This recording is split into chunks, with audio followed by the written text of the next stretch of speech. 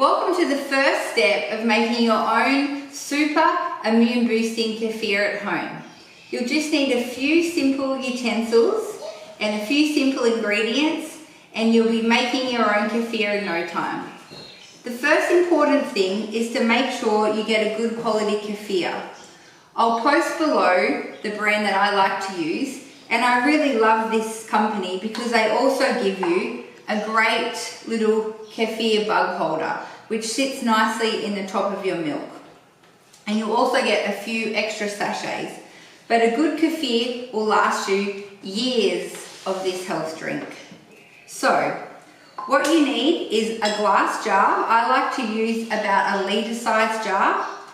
Some tongs that have a plastic end because you don't want to use any metallic utensils in your kefir. And I also have this yogurt thermos, which is great for keeping the kefir at a consistent temperature, especially in the cooler months.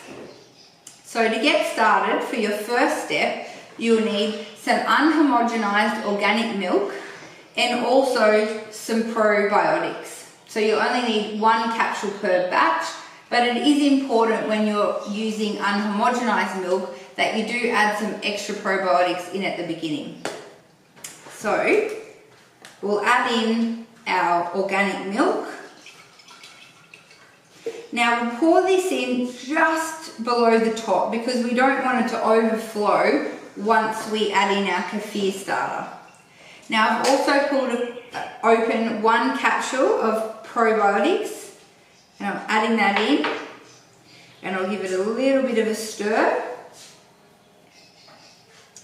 That's great. Okay.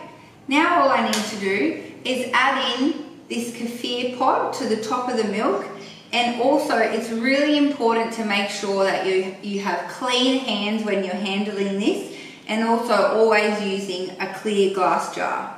So now I'll put that in, and it's as simple as that.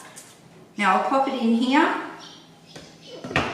and I'm going to leave this for about 2 to 3 days, and it will depend on your climate and how hot it is in your home environment, but also leave it in a dark place if you aren't popping it in something like this. Put the lid on it. Now you will be tempted to check on this over the next few days, and that's fine. And don't be alarmed if you see a thick layer forming on the top. Now that's the cream in the milk, and we'll talk more about that in step 2. But otherwise, you'll be ready to go, so we'll see you in a few days and we'll be going through the next step.